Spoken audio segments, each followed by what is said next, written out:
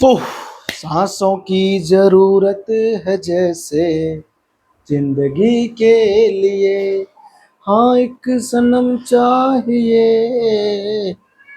Chemistry के लिए। वाह, welcome to all of you in another class. ये हमारा कौन सा लेक्चर है बताओ? ये हमारा थर्ड लेक्चर है। कौन सा है? जी हाँ, तत्वों के आवर्त सारणी। तत्वों का आवर्त सारणी, ये क्या बोल दिया भाई मास्टर? तत्व तत्वों का वर्गीकरण और उनके गुणधर्मों में आवृत्तिता, है ना? Classification of elements and periodicity of their property. ठीक है ना? हम लोगों ने पिछली क्लास तक क्या सीख लिया था बताओ? पिछली क्लास तक मैंने आपको समझा दिया था। क्या पढ़ाया था बताओ? डोबेरेनर पढ़ाया था, फिर न्यूलैंड का अष्ट सिद्धांत और लॉथर मेयर का कर्व समझा दिया था, जो कि तीनों फेल हो गए थे तत्वों को वर्गीकृत करने में।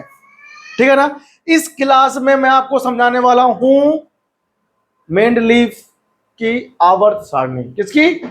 मेंडलीव की आवर्त सारणी। ठीक है ना? लिखो हेडिंग फटाफट से, मेंडलीव। मेंडलीव मेंडलीव मेंडलीव लिखते हैं हिंदी में, और अंग्रेजी में इसको पढ़ते हैं जब लिखते हैं तो मेंडलीव लिखते हैं। मेंडलीव की आवर्त सारणी, आवर्त सारणी, या फिर बड़े प्यार से मूल आवर्त सारणी भी कहते हैं। क्या कहते हैं? मूल आवर्त सारणी कहते हैं। मूल आवर्त सारणी समझे कि समझे आप लोग बताओ पहले, है ना? आवर्त सारणी, मेंडलीव की आवर्त सारणी, मेंडलीव्स पीरियोडिक टेबल सारणी। अंग्रेजी में क्या बोलते हैं? Mendeleev, Mendeleev's periodic table, periodic table.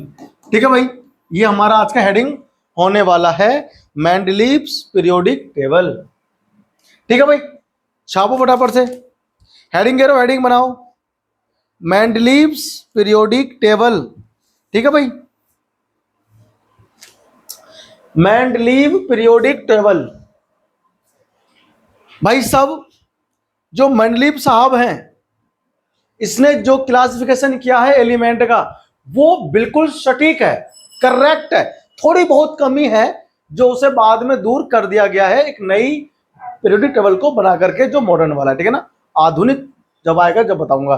फिलहाल जो सबसे बढ़िया आधार है, अभी तक जितने भी वैज्ञानिक आए थे उन सभी वैज्ञानिकों ने जो जो वर्गीकरण किए सबके सब फेल हो गए, विफल हो गए।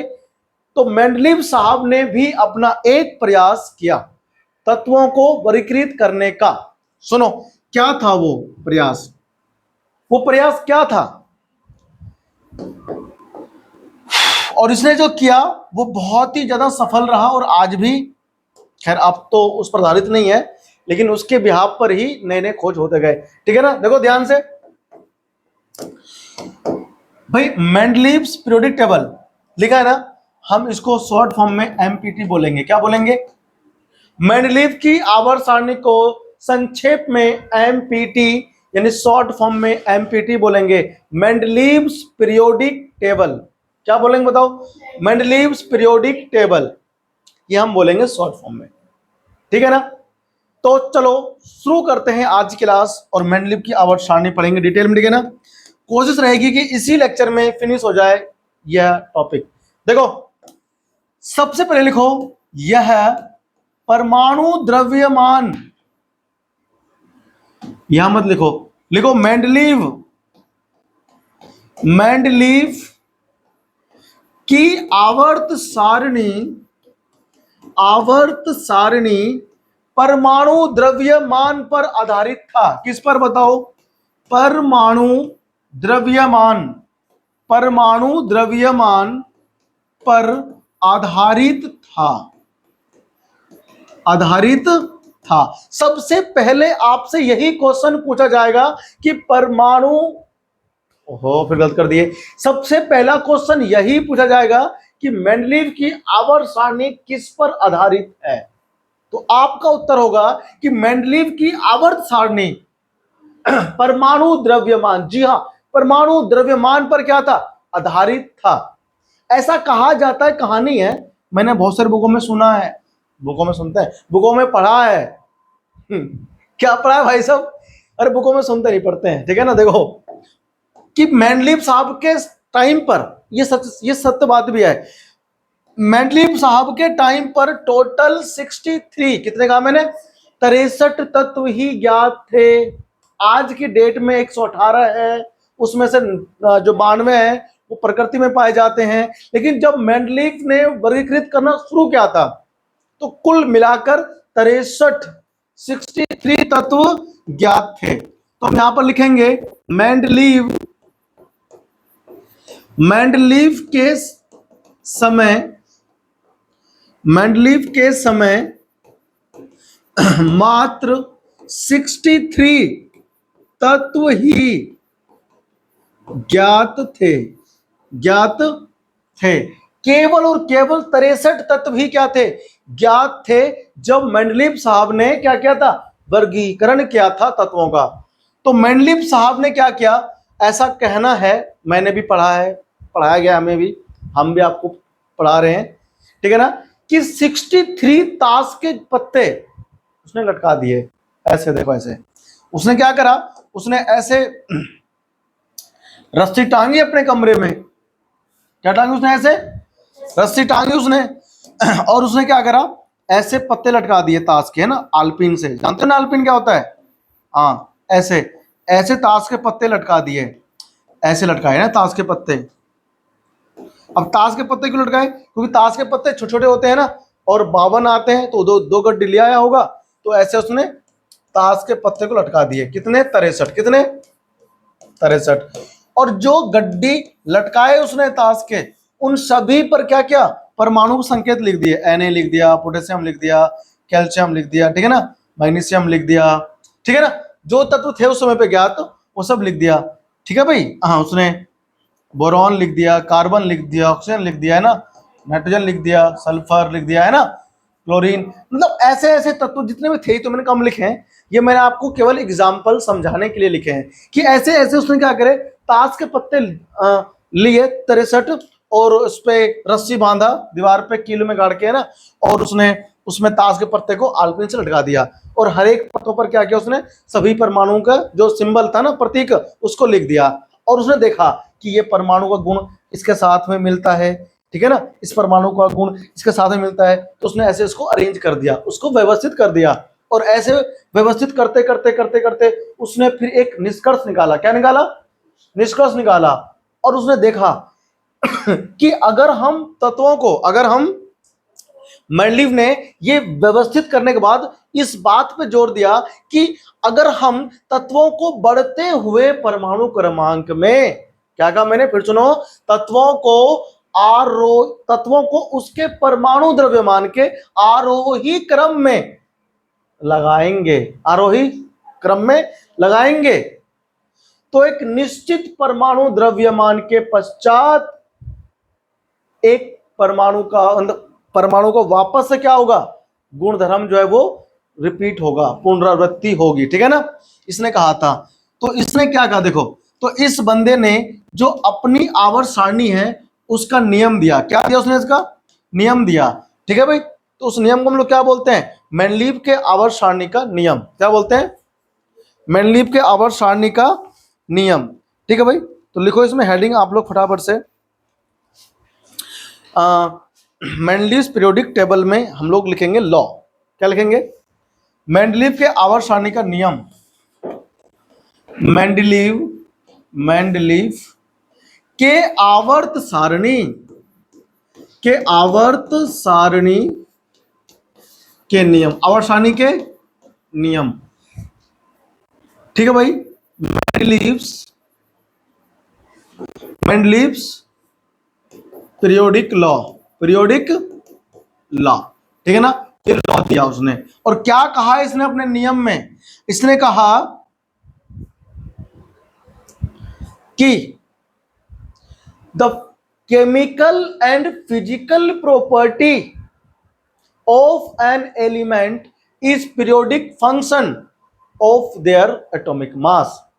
यानी कि तत्वों के भौतिक और रासायनिक गुण, तत्वों के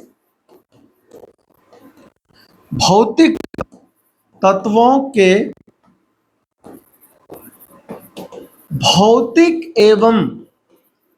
भौतिक एवं रासायनिक गुण धर्म उनके परमाणु द्रव्यमान के आवृत्ति फलन होते हैं। क्या होते हैं? आवृत्ति फलन होते हैं। आवृत्ति फलन का मतलब क्या है कि एक निश्चित परमाणु द्रव्यमान के पश्चात जो तत्व होते हैं वो अपने भौतिक और रासायनिक गुण दोहराते हैं, यानी उसकी पुनरावृत्ति होती है। ऐसा बताया किसने? मेंडलीव साहब ने। समझे आप लोग कि नहीं समझे? हाँ भाई बताओ।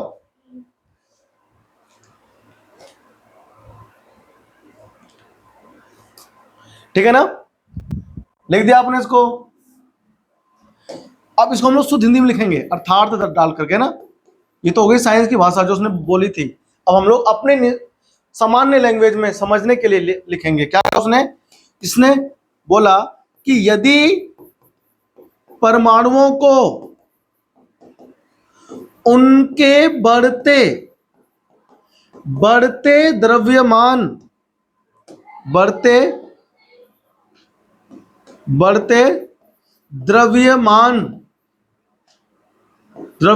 के क्रम में यदि व्यवस्थित किया जाए, क्रम में यदि उनके बढ़ते यदि परमाणु को यदि परमाणु को उनके बढ़ते द्रव्यमान के क्रम में व्यवस्थित किया जाए, क्रम में व्यवस्थित किया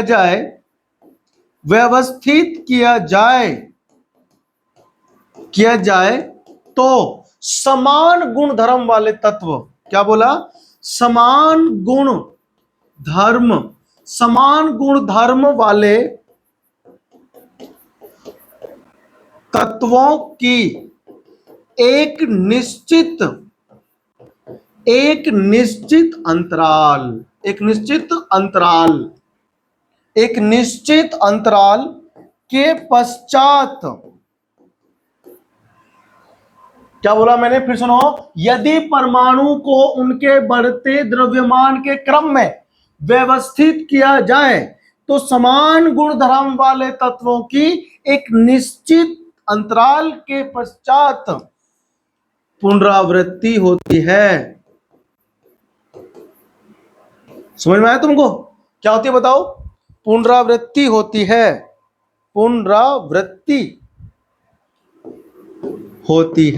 बात समझ में आ गया? यानी एक निश्चित समय अंतराल के बाद में तत्व समान गुण वाले आएंगे। ठीक है ना? ये कहा था उसके नियम में। ये उसका नियम आपको आना चाहिए। समझ आया कि नहीं आया तुमको? पहले ये बताओ। आगे ना आ गया? इसके बाद हम लोग क्या लिखेंगे? विशेषताएं। क्या लिखेंगे? विशेषताएं लिखेंगे। ठीक है ना? कि भाई साहब इसने क्या क्या उसके अंदर कहानियां गढ़ी। समझा आप लोग कि नहीं? हाँ भाई ठीक है भाई, कॉपी करो फटाफट से। फिर हम लोग अभी इसके ना और समझाऊंगा आपको। लिख लिया? चले आगे बढ़े। भैया में घुस गया, लिख लो। वो रह गया लड़का, छापो। बन गया। चलो अगले चलते हैं पेज पे। अब सुनो मेरी बात ध्यान से। देखो भाई इसने क्या करा? इसने तत्वों को लगाया परमाणु द्रव्यमान के वृद्धि में। वृद्धि हो रहा है ना उसमें? क्या हो रहा है? हाँ, बढ़ते हुए क्रम में लगाया। क्रम में तो जब तत्वों को उसके बढ़ते हुए परमाणु द्रव्यमान के क्रम में लगाया तो एक सारणी प्राप्त हुई। क्या प्राप्त हुई? उस सारणी को क्या कहते हैं? आवर्त सारणी। क्या कहते हैं उसको? ठीक है ना? लिखो। तत्वों के, ऐसे नहीं, तत्वों को लिखो, तत्वों को उनके बढ़ते परमाणु द्रव्यमान के क्रम में व्यवस्थित करने पर, व्यवस्थित करने पर जो सारणी प्राप्त हुई, व्यवस्थित करने पर जो सारणी प्राप्त हुई उसे मेंडलीव की आवर्त सारणी कहते हैं। क्या कहते हैं? हुई, उसे मेंडलीव, या लिखो मेंडलीव की आवर्त सारणी कहते हैं। आवर्त सारणी कहते हैं।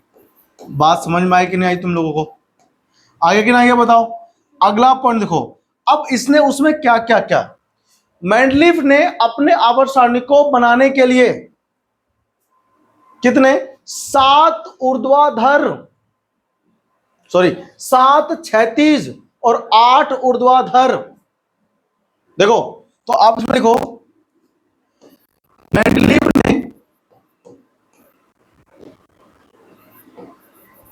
मेंडलीव ने 8 ऊर्ध्वाधर क्या करा उसने? स्तंभ बनाया, जिसे समूह कहते हैं। क्या कहते हैं? जिसे समूह कहा। और क्या किया कि भाई साहब मेंडलीव साहब ने,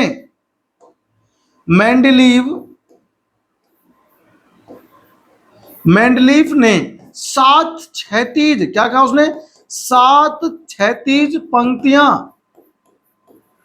पंक्तियां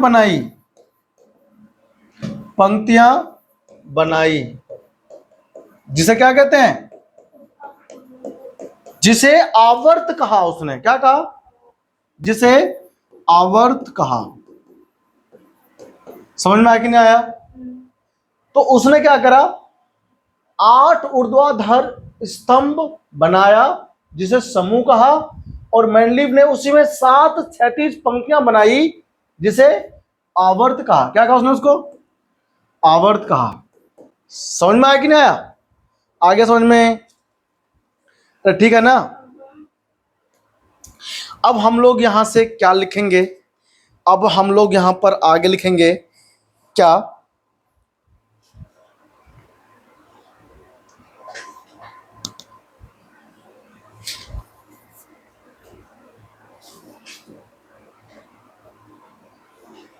अरे समझे कि नहीं समझे आप?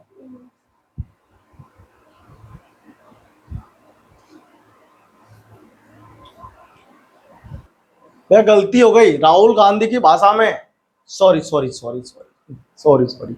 ठीक है भाई, इसमें 7 नहीं खींचा, कितना खींचा? 12। मेंडलीव साहब ने 12 क्षैतिज पंक्तियां बनाई थी, ये गलती मत करना। 12 क्षैतिज पंक्तियां बनाई, और उसे उसने क्या कहा? आवर्त कहा। क्या कहा उसने? उसको आवर्त कहा। समझ में आया कि नहीं आपको लोगों को? अरे आ गया? हाँ, जो हमारे पास समूह है ना, समूह 8 ही थे, उसने ऊर्ध्वाधर 8 पंक्तियां खींची थी, लेकिन जो क्षैतिज मतलब ऐसी वो कितनी थी? 12। लिख लिया आपने वो? अब लिखो इसमें अगली हेडिंग लिखो, विशेषताएं। क्या लिखो? विशेषताएं लिखो। मेंडलीव, मैंने कहा था ना एमपीटी, इसको फॉर्म ना बोलेंगे, लिखो एमपीटी की विशेषताएं। मेंडलीव की आवर्त सारणी को शॉर्ट फॉर्म में क्या बोलेंगे? एमपीटी। कहा था मैंने, एमपीटी की विशेषताएं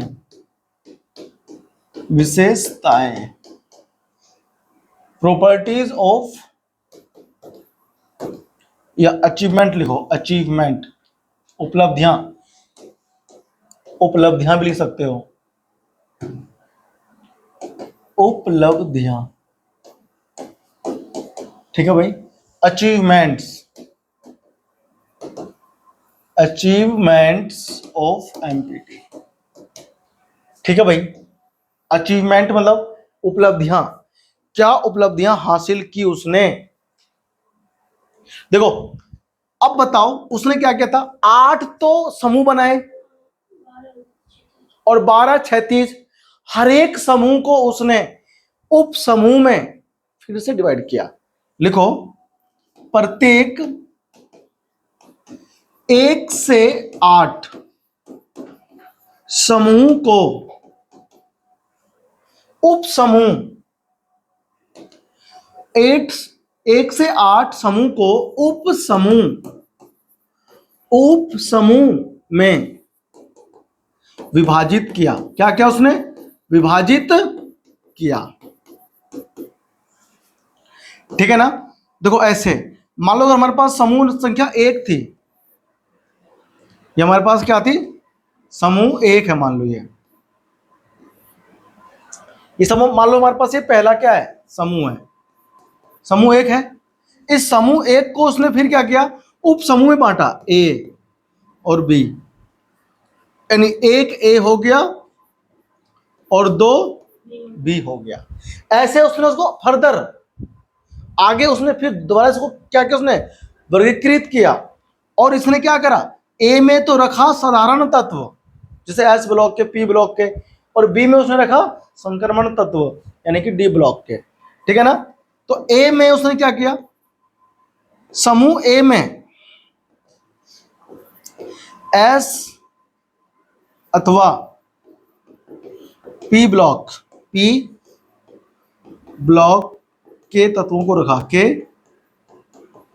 को रखा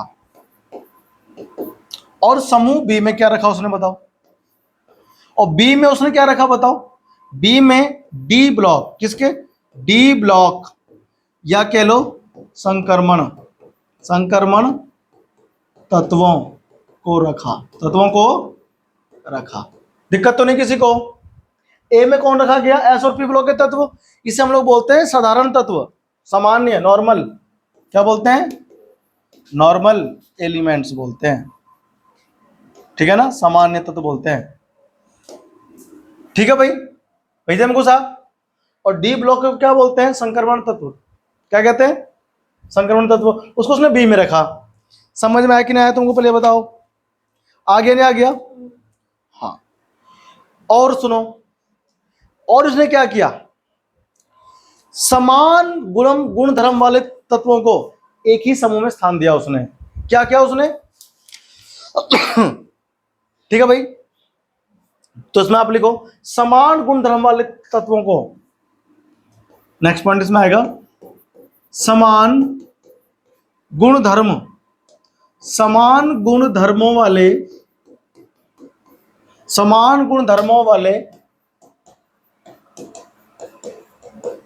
तत्वों को, समान गुणधर्म वाले तत्वों को एक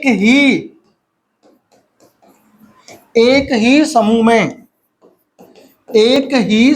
में स्थान मिला।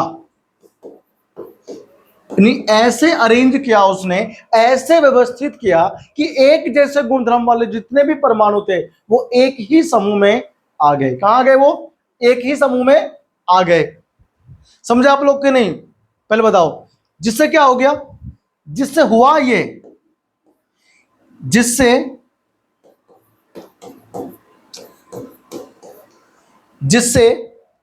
अनेकों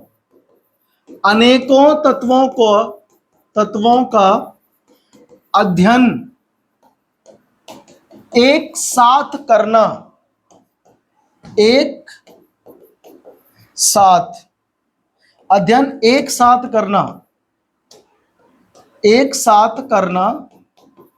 आसान हो गया। क्या हो गया, आसान हो गया। समझा आप लोग कि नहीं समझे, पहले बताओ, ठीक है ना। जब एक साथ सबको रख दिया एक समूह में, तो एक समूह में सबको एक साथ अध्ययन करने में आसानी होगी। और हम यही तो चाहते थे कि हमारे पास जितने तत्व थे उस समय ज्ञात, हम सबका अध्ययन एक साथ कर लें, उसका अध्ययन करना आसान हो जाए, याद करने में समस्या ना हो, दिक्कत ना हो, तो सब कुछ आसान कर दिया इसने। एक ही समूह में आ गए समान गुणधर्म वाले। अब इस समान गुणधर्म वाले एक ही समूह में क्यों आ गए, इसका कारण आपको कहाँ मिलेगा, जब आपको मैं आधुनिक आवर्त सारणी पढ़ाऊंगा, ठीक है ना। अब देखो नेक्स्ट, अब देखो ध्यान से, इसने एक चीज और किया, इसने अनुमान भी लगा दिया, प्रिडिक्शन कर दिया, जो तत्व उसके समय ज्ञात नहीं थे उनके लिए खाली स्थान छोड़ दिया, और ये बता दिया भविष्यवाणी करके कि जो तत्व के लिए जगह छोड़ा जिस समूह में, तो उसके ऊपर वाले तत्व के गुणधर्म के समान ही एक तत्व वहां पर और आ सकते हैं, ठीक है ना। जैसे बोरॉन के नीचे खाली जगह छोड़ दिया, ठीक है ना, ठीक है ना। सिलिकॉन के जगह पर, सिलिकॉन के जस्ट नीचे खाली जगह छोड़ दिया, है ना। तो ऐसे उसने जगह छोड़े खाली कि भाई इसके गुणधर्म जैसे और तत्व आ सकते हैं। और ऐसा सच हो गया, सही हो गया कि बाद में कुछ तत्व खोजे गए, जर्मेनियम, गैलियम, तो वहां पर वो फिट बैठ गया। तो उसने जो कहा था, अनुमान लगाया था, वो सही साबित हो गया। लिखो, तो इसने क्या किया,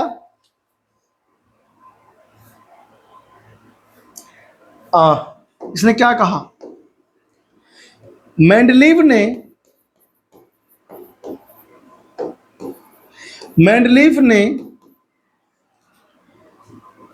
समान गुणधर्म वाले उन तत्वों की भविष्यवाणी की, उन तत्वों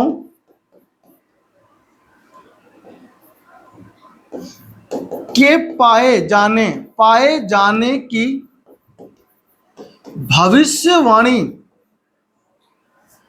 भविष्यवाणी की, जो जिसे उस समय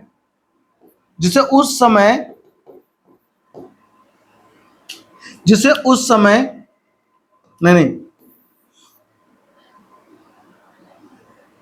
उन तत्वों के पाए जाने की भविष्यवाणी की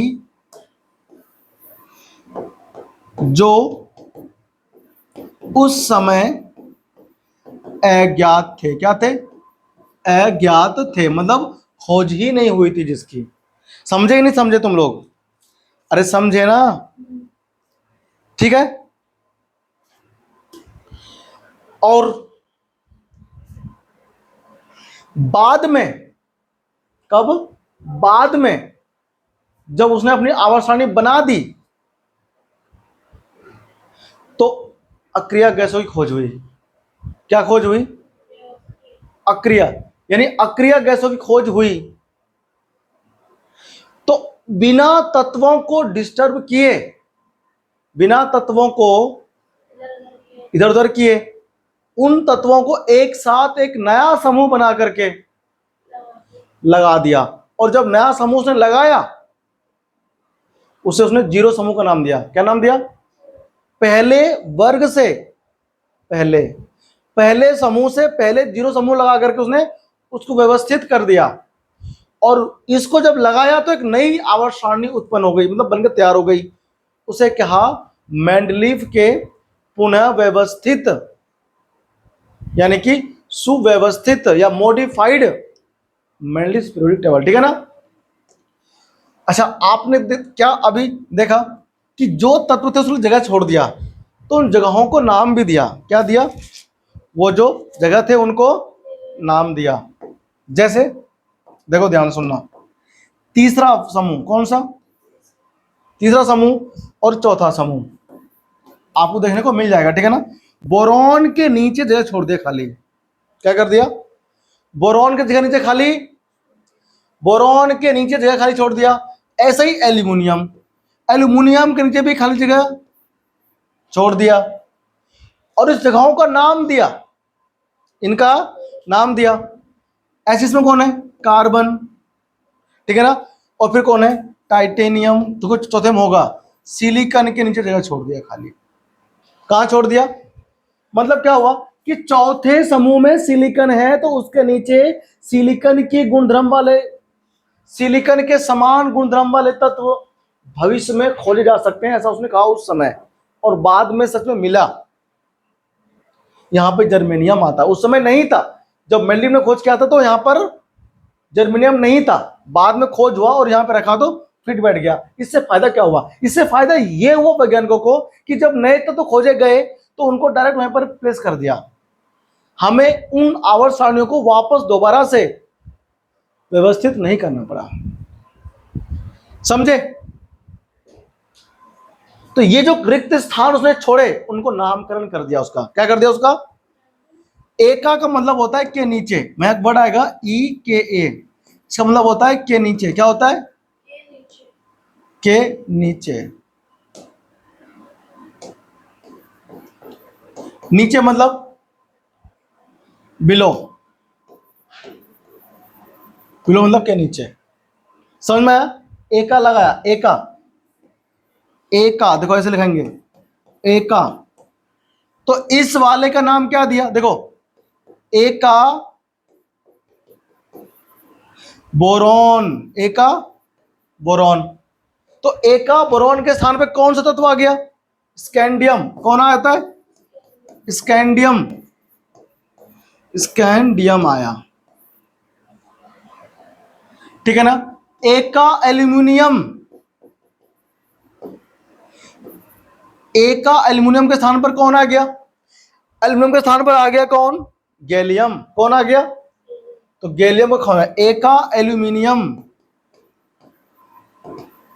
एल्यूमिनियम। ठीक है ना? यहां पर आया गैलियम, गैलियम। फिर कौन आया? एका सिलिकॉन,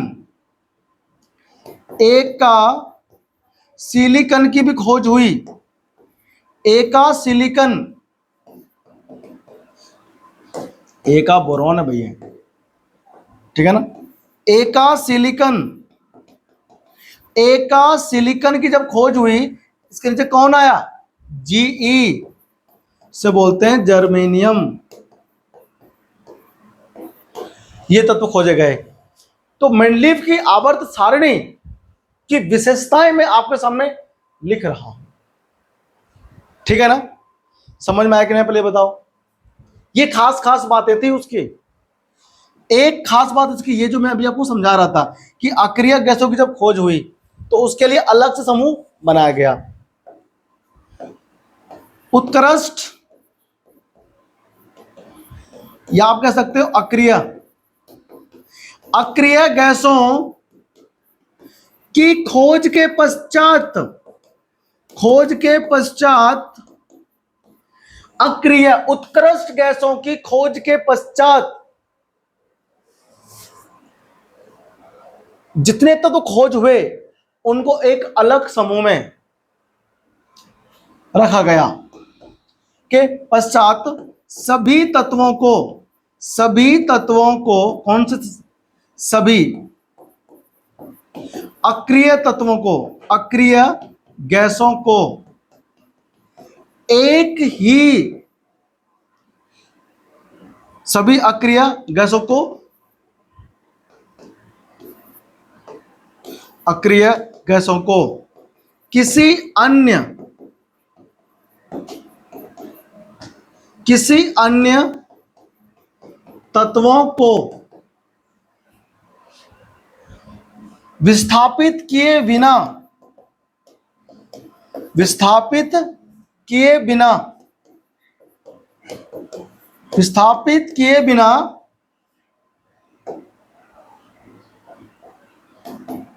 एक नए समूह में रखा गया, रखा गया। इस नए समूह का नाम, इस नए समूह का नाम शून्य समूह रखा, शून्य समूह रखा, जिसे प्रथम समूह से पूर्व रखा गया, जिसे प्रथम समूह से पहले रखा गया, पहले रखा गया। ठीक है ना। ये इसकी बड़ी उपलब्धि थी कि इसने आवर्त सारणी बना दिया और उसके बाद में जो तत्व खोजे गए उन सभी तत्वों को ऐसे जगह पर रखाया गया, ऐसे व्यवस्थित किया गया कि जो पहले से तत्व थे मौजूद उनको डिस्टर्ब नहीं किया गया, आवर्त सारणी को बिना छेड़े उनको प्लेस कर दिया गया। इससे बड़ी और उपलब्धि क्या हो सकती है ना। तो ये सब क्या थे, ये जो हमने अभी आपको समझाया ये थी एमपीटी की उपलब्धियां। क्या थी? एमपीटी की उपलब्धियां, मेंडलीव आवर्त सारणी की उपलब्धियां। अब आता है कमी। भाई इसने अच्छा व्यवस्थित किया इसने, ठीक है ना। तत्वों को एक ही समूह में रखा जिनके समान गुण थे, तो उनका अध्ययन करना बहुत इजी हो गया, बहुत आसान हो गया। ठीक है ना। तो ये क्या था हमारा मेंडलीव की आवर्त सारणी। अब इसी कमी का ये भी फेल हो गया। कमी कहां कहां रह गई इसकी, अभी आपको दिखाऊंगा सब कमी कहां कहां रह गई है ना। कॉपी करो इसको फटाफट से। अब आता है इसके बाद में एमपीटी की कमियां, लिखो हेडिंग एमपीटी की कमियां। अभी मैं आपको मेंडलीव की आवर्त सारणी दिखाऊंगा एनसीईआरटी में, एमपीटी की जो दोष लिखवाऊंगा ना, दोष मतलब कमियां, तब दिखाऊंगा एमपीटी की कमियां। एमपीटी की कमियां क्या बोला अंग्रेजी में? Drawback, drawback of empty. क्यों फेल हो गया मेंडलीव की आवर्त सारणी? मेंडलीव की आवर्त सारणी क्यों फेल हुआ? सबसे पहला जो कारण है वो यह है कि हाइड्रोजन परमाणु को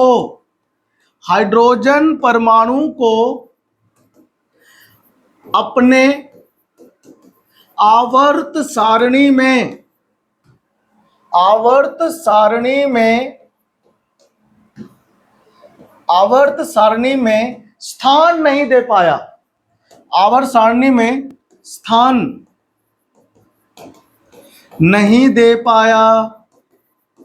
और आपको बता दूं ये कमी आज तक है, आज तक भी हाइड्रोजन को आवर्त सारणी में स्थान नहीं दे सका कोई, इसीलिए उसको अपने आवर्त सारणी में किसी भी समूह में रखा ही नहीं है, बिल्कुल बीचों बीच ऊपर टॉप पे रख दिया है। ठीक है ना।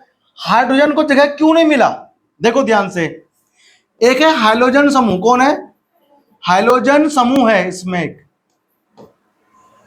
और एक है पहला समूह।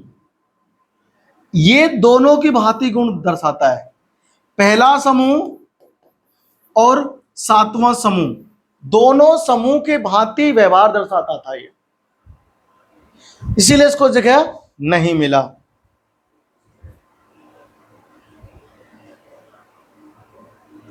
ठीक है भाई।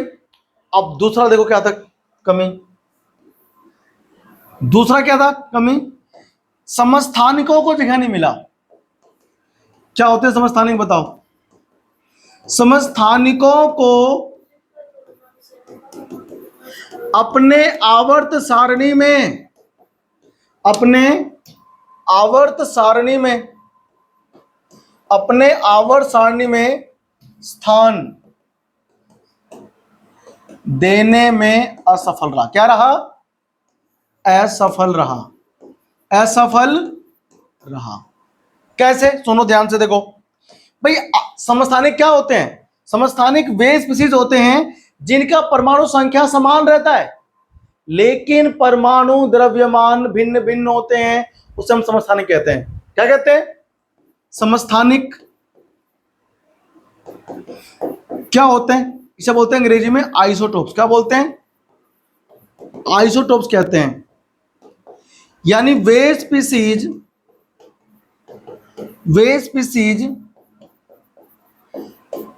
जिसकी परमाणु क्रमांक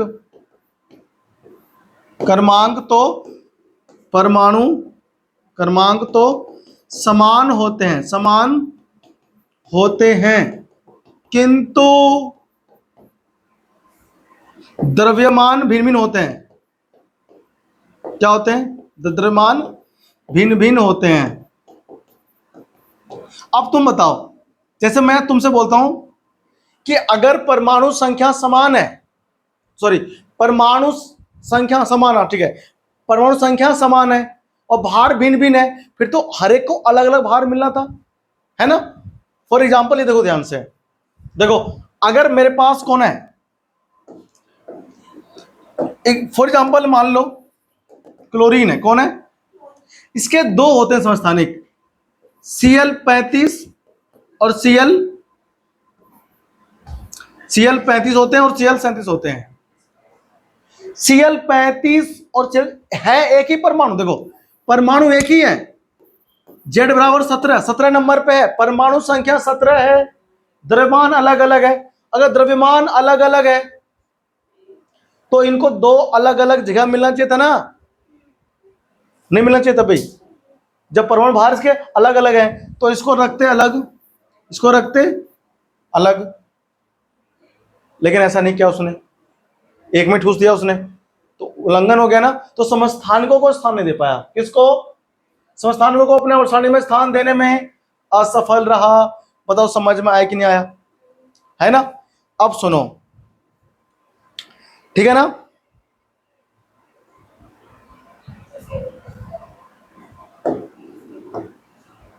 अब सुनो, इसने सबसे बड़ा नियम, जो खुद का नियम बनाया था कि कम भार वाले को पहले रखो, क्या रखो? कम भार वाले को पहले रखो और अधिक भार वाले को बाद में रखो, उसने अपने ही नियम को उल्लंघन कर दिया। कुछ ऐसे परमाणु थे जिनका द्रव्यमान कम होने के बाद भी अधिक के बाद में रख दिया, अधिक वाले को पहले रख दिया और कम वाले को बाद में, केवल इसलिए रख दिया अधिक वाले को बाद में, सॉरी कम वाले को बाद में, कि उसका गुणधर्म जो है उससे मैच हो रहा था समूह से, तो वहां रख दिया। इसने अपने ही नियम का उल्लंघन कर दिया। तो अगला ड्रॉबैक लिखो इसमें, एमपीटी में कुछ कम द्रव्यमान वाले तत्वों को, कम द्रव्यमान वाले तत्वों को अधिक द्रव्यमान वाले के बाद रख दिया, अधिक द्रव्यमान वाले तत्वों के बाद रख दिया, बाद रखा गया, जो कि एमपीटी के नियम का उल्लंघन है, नियम का उल्लंघन है। ठीक है भाई, उल्लंघन कर दिया। तो वो कौन कौन से तत्व हैं जिनको उन्होंने बाद में रख दिया? ऑर्गन और पोटेशियम। देखो ध्यान से, ऑर्गन और पोटेशियम, ऑर्गन और पोटेशियम। देखो ध्यान से, ऑर्गन का 39.94 होता है, कितना? और के को होता है कितना? तो बताओ पहले कौन आएगा, ये की है? पहले आना चाहिए पोटेशियम, लेकिन क्या रख दिया इसने पहले? ऑर्गन। अधिक भार वाले को कहां रखा? पहले, और कम वाले को रखा बाद में। ये देखना आवर्त सारणी में खोल के मैंने लिखा, ठीक है ना? ऑर्गन और पोटेशियम। और दूसरा हमारे पास कौन है? आयोडीन और टेलुरियम, टेलुरियम और आयोडीन। इसका होता है 127, ठीक है ना? और इसका होता है 126.9 और ये होता है 2। बताओ दोनों में से कौन अधिक है? ये मैनलिप की आवर्त सारणी खोलो अभी एनसीईआरटी में और देखो जा करके ध्यान से कि आयोडीन का 126.9 है, उसको बाद में रखा, और टेलुरियम का 127.2 है जो कि अधिक है इससे, उसे देखो पहले रखा। ये उल्लंघन है। क्या है ये? मैनलिप की आवर्त सारणी खोलो और अभी आप देखो, आपको दिखाई दे जाएगा कि ये उसने उल्लंघन करा है यहाँ पे, ठीक है ना? तो यहां हमारा खत्म होता है एमपीटी की दोष, यानी मैनलिप के आवर्त सारणी का मैंने विशेषता लिखवा दिया क्या उसके नियम थे, ये लिखवा दिया। क्या आधार है वर्गीकृत करने का, ये भी लिखवा दिया। इतना अगर आपने नोट्स बना करके पढ़ लिया एमपीटी, इससे बाहर कहीं किसी पेपर में कुछ भी नहीं आएगा, ठीक है ना। तो यहां हमारा खत्म होता है एमपीटी। ये मैंने दोस्त यहां लिखवा दिए, एक बार एनसीईआरटी रीड कर लेना, कुछ भी नहीं छूट रहा होगा, ठीक है ना। आपसे मिलते हैं अगली क्लास में और स्टार्ट करेंगे आधुनिक आवर्त सारणी जो हेनरी मोजले ने दिया है, ठीक है ना। Thank you. चैनल को करो सब्सक्राइब, वीडियो को करो लाइक। आपसे मिलते हैं अगली क्लास में नए लेक्चर में। थैंक यू, अपना ख्याल रखना।